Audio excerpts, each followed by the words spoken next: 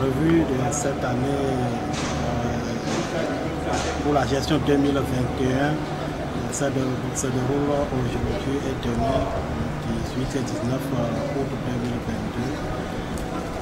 Dans le secteur agricole, il y a une multiplicité d'acteurs qui interagissent pour produire des résultats et contribuer à atteindre les objectifs que le secteur s'est fixé, notamment à travers le programme d'action du gouvernement et à travers le plan stratégique de développement du secteur agricole. Alors l'année 2021 a été marquée par l'arrivée à échéance et le renouvellement du programme d'action du gouvernement avec comme ambition de renforcer les acquis de la première phase du PAG. Et cela est bien internalisé au niveau du secteur agricole où l'accent est mis sur les éléments clés qui vont permettre aux acteurs qui interviennent dans les chaînes de valeur de pouvoir renforcer les performances de nos différentes filières. Donc, cette revue, nous avons d'abord essayé de présenter les conditions dans lesquelles la revue s'est déroulée en termes de mobilisation de ressources, ressources humaines, ressources matérielles, ressources financières, mais également en termes de conditions climatiques qui ont favorisé la réalisation des différentes opérations culturelles. Après cette étape, nous avons essayé de présenter par axe stratégique de la politique agricole les différents résultats qui ont été obtenus, les effets et impacts que ces résultats ont engendrés au niveau du secteur agricole. Et nous avons fini par les grands défis qui restent encore aujourd'hui à relever, sur lesquels on doit se positionner pour les campagnes agricoles à venir. Alors, en termes de résultats et de performances enregistrées, nous avons apporté une innovation qui est que cette fois-ci, nous avons présenté les performances par axe stratégique de développement du secteur agricole. Et à titre de rappel, nous avons 5 axes stratégiques.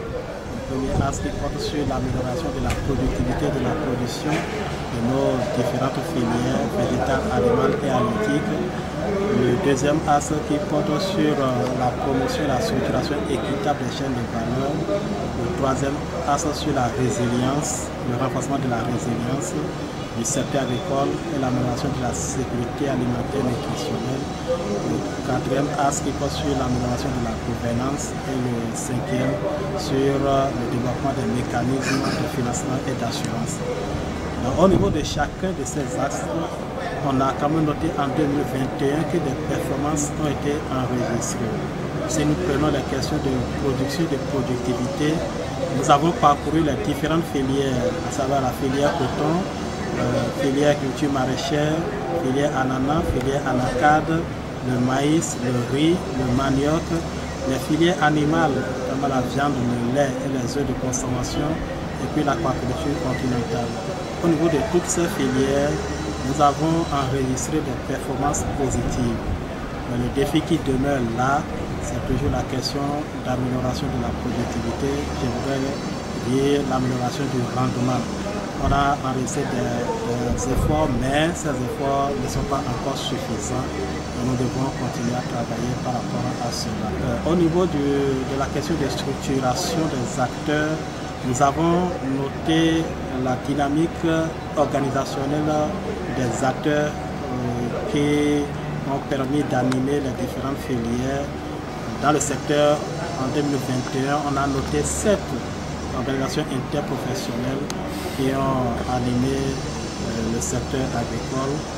On a ressorti le fait que le gouvernement, pour permettre aux acteurs d'interagir pour une meilleure gouvernance, une meilleure orientation, une meilleure coordination du secteur, a revisité le décret qui organise le cadre institutionnel, c'est-à-dire l'organe qui assure le pilotage du secteur. Je vais parler du Conseil national d'orientation et de suivi du secteur agricole. Nous avons également ressorti le rôle important que les différentes catégories d'acteurs ont joué dans les résultats qui ont été obtenus.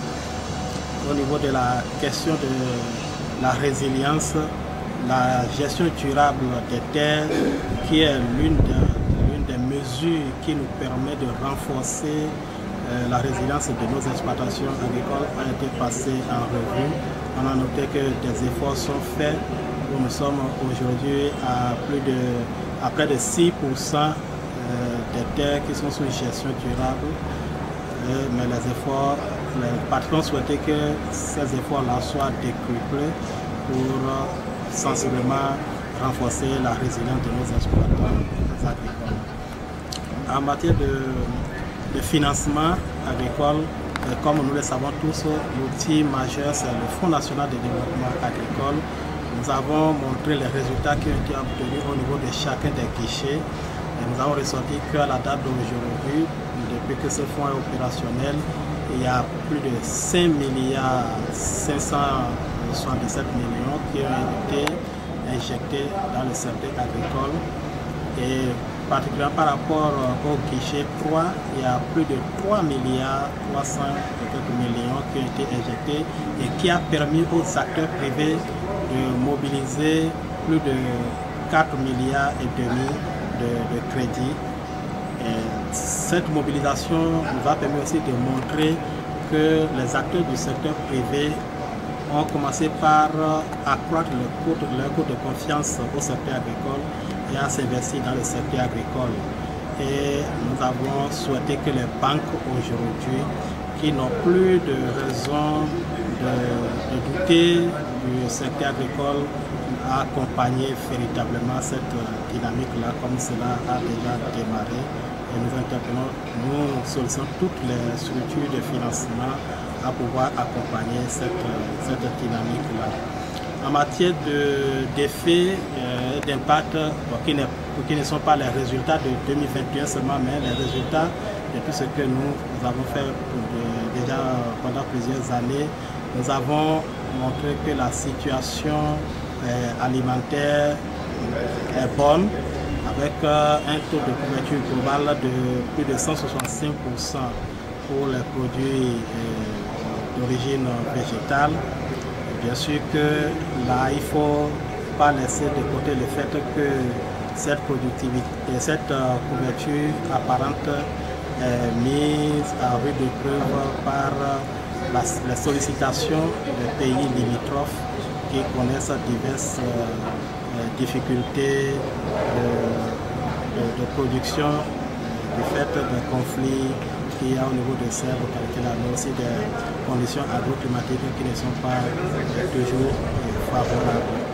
Nous avons montré aussi au niveau des filières animales et halieutiques que des efforts sont faits, mais que les taux de couverture demeurent faibles et qu'il faille travailler pour renforcer cela. L'un des outils, l'une des mesures phares, c'est la question de sédentarisation, sur laquelle il y a un panel qui va se tenir demain pour pouvoir partager avec les acteurs ce concept de sédentarisation-là, qui n'est rien d'autre que les mesures qu'on va prendre pour permettre aux éleveurs de pouvoir avoir l'aliment et l'eau pour améliorer leur productivité et régler les questions de conflit entre agriculteurs et éleveurs. Il y a un panel qui va se pencher sur ça. La question d'accès aux semences et aux intrants agricoles a été également passée en revue. On a noté un faible taux de couverture aux semences améliorées, alors qu'on sait bien que la productivité dépend fortement de l'utilisation de semences améliorées. Les participants dans le rapport et lors des discussions ont souhaité que ces actions soient renforcées, surtout que nous sommes aujourd'hui dans un contexte où l'accès aux engrais aux producteurs à coût accessible est un grand défi avec la crise russo-ukrainienne. Donc en synthèse, nous avons dit au niveau du secteur agricole en 2021, d'importantes performances ont été obtenues, mais les défis demeurent et nous avons souhaité que l'accent soit mis sur certaines thématiques clés, à savoir la facilitation de l'accès aux semences et aux autres intrants, notamment les engrais, les aliments pour les volailles surtout, et les aliments pour les poissons, les alevins, les poussins de un jour. Nous avons aussi souhaité que la question de maîtrise d'eau pour des fins agro-silvopastorales et halieutiques soit renforcée. Et nous avons rappelé l'objectif du gouvernement dans ce sens-là, qui est de pouvoir d'ici en 2026 rendre disponible 50 000 hectares d'aménagement avec une maîtrise totale de l'eau. Nous avons également demandé à ce que les questions de conseil agricole soient renforcées et nous avons rappelé les travaux qui sont en cours pour véritablement faire du conseil agricole un moteur d'amélioration de la productivité en sortant du classique du conseil agricole et en allant à un conseil agricole de grande envergure. Donc, nous avons également mis l'accent sur les questions de mesures par rapport à la gestion durable des terres et au développement de l'agriculture intelligente face au climat qui doivent se poursuivre pour renforcer la résilience de nos exploitations agricoles. La question de financement également a été soulevée comme l'une des perspectives sur lesquelles nous devons travailler pour les prochaines années.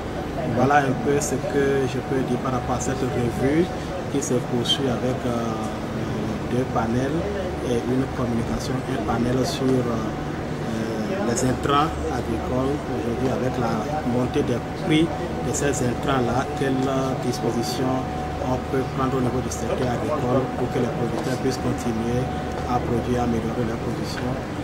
Deuxième thème, c'est sur la sédentarisation. Est-ce que c'est la bonne approche et comment l'État espère mettre en œuvre cette approche de sédentarisation-là? Il y aura une communication sur l'autonomisation des organisations.